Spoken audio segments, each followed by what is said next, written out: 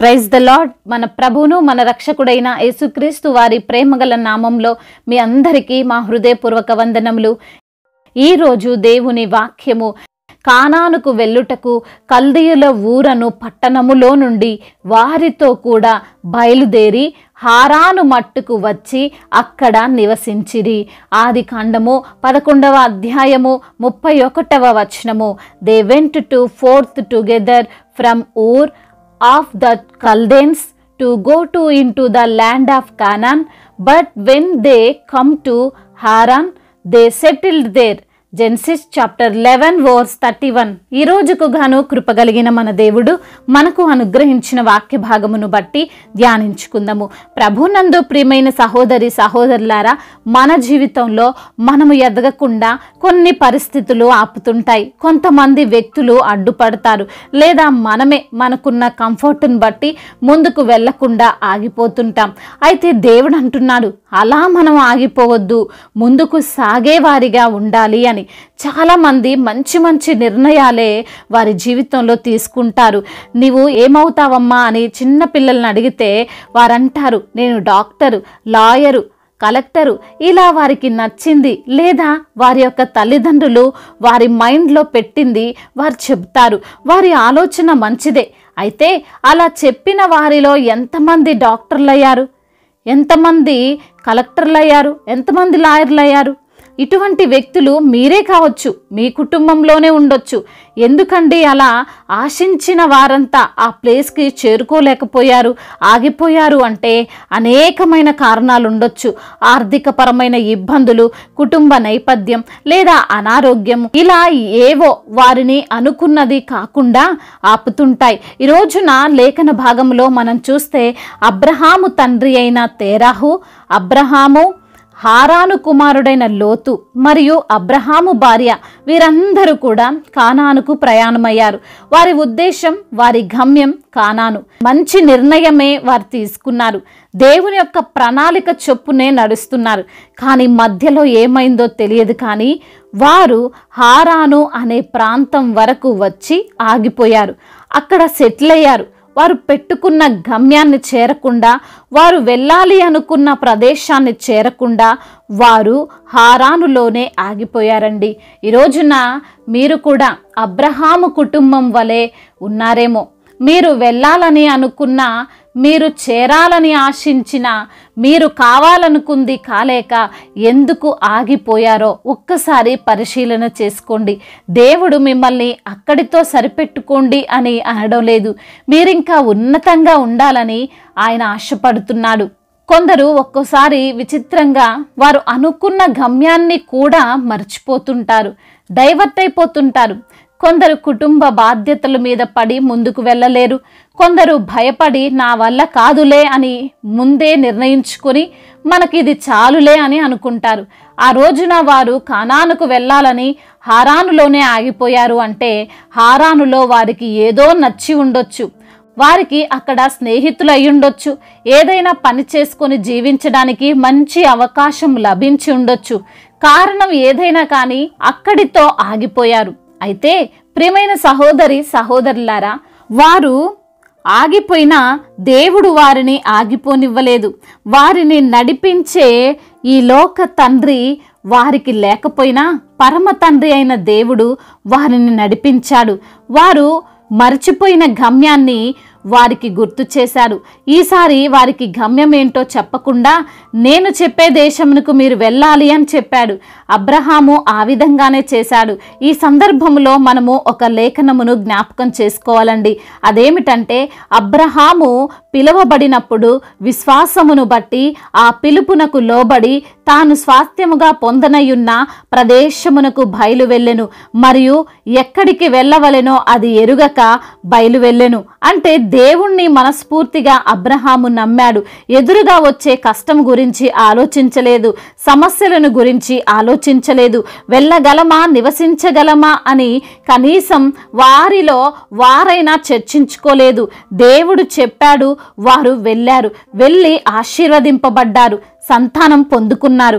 ఈ రోజున ఈ మాటలు వింటున్న ప్రియమైన సహోదరి సహోదరులారా, నీ గమ్యానికి నీవు చేరకపోయినా, నీవు అనుకున్న కార్యము నీ ద్వారా కాకపోయినా, అసలు నీవు మరచిపోయినా దేవుడు నీకు జ్ఞాపకం చేస్తున్నాడు. నీవు ఆయన యందు జీవిస్తే, ఆయన మాటను వింటే, నీవు చేరాలనుకున్న గమ్యము ఎంత కష్టమైనా, నిన్ను ఎంతమంది మనుషులు ఆపుతున్నా, ఎన్ని అవరోధాలు ఎదురైనా, సర్వ సృష్టికర్త అయిన దేవుడు నిన్ను నడిపిస్తాడు, నిన్ను ఆశీర్వదిస్తాడు. కాబట్టి ఒక్కసారి పరిశీలించుకో, ఎక్కడుండాల్సిన నీవు ఎక్కడున్నావు? ఎందుకోసం ఆగిపోయావు?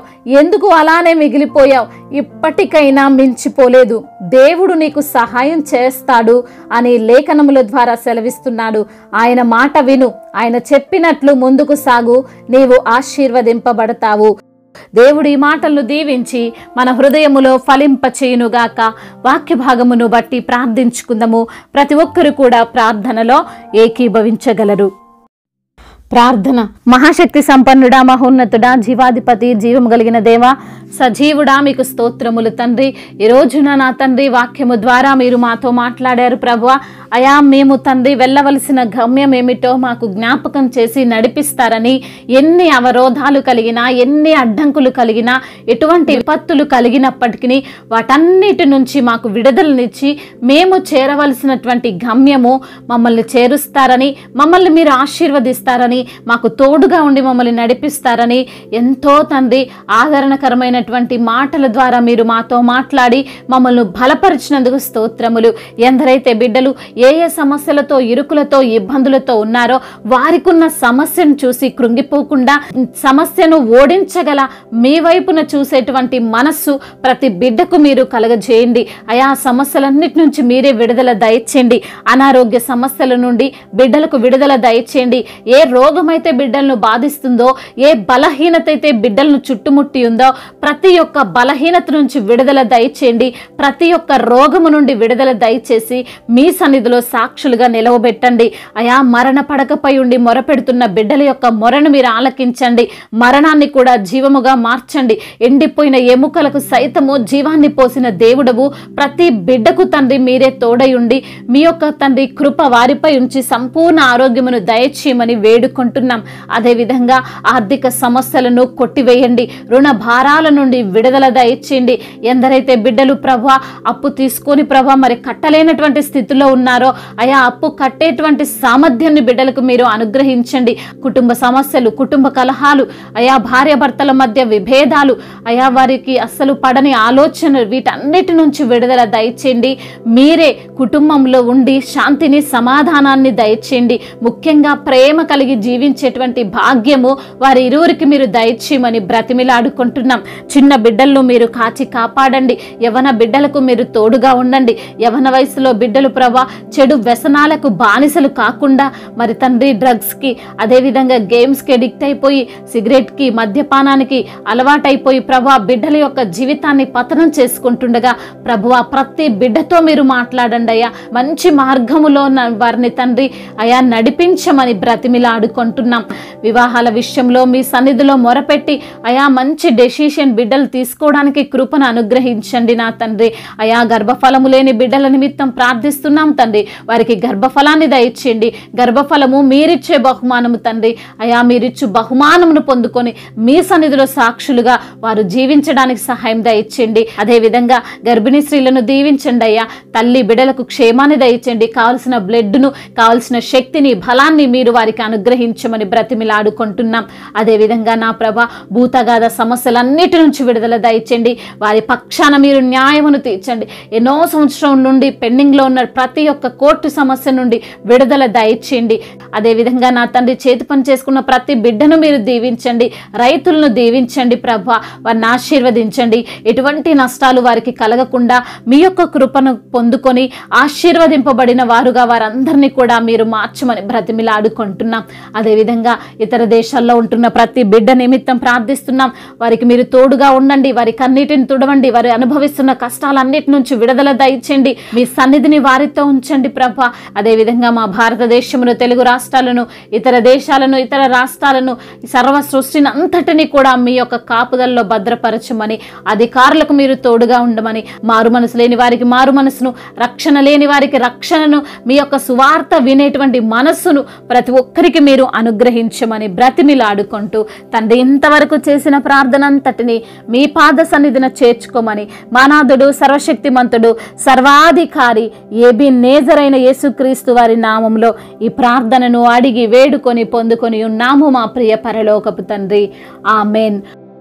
ఈరోజు పెళ్లి రోజు మరియు పుట్టినరోజు జరుపుకున్న వారందరినీ దేవుడు దీవించి సకల మేలులతో, ఆశీర్వాదములతో, కృపాక్షేమములతో, శాంతి సమాధానముతో, మెండైన దీవెనలతో మిమ్మల్ని నింపునుగాక.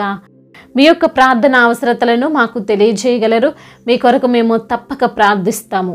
మొదటిసారిగా మన యొక్క ఆదరణ వాక్యం చూస్తున్నట్లయితే తప్పకుండా సబ్స్క్రైబ్ చేసుకోగలరు. ఈ వాక్యము మీకు ఆశీర్వాదకరముగా ఉండినట్లయితే అనేకులకు కూడా ఈ వాక్యాన్ని పంపి మీరు కూడా దేవుని యొక్క రాజ్య సువార్తలో పాలిభాగస్తులు కావాలని దేవుని పేరట మనవి చేసుకుంటున్నాను.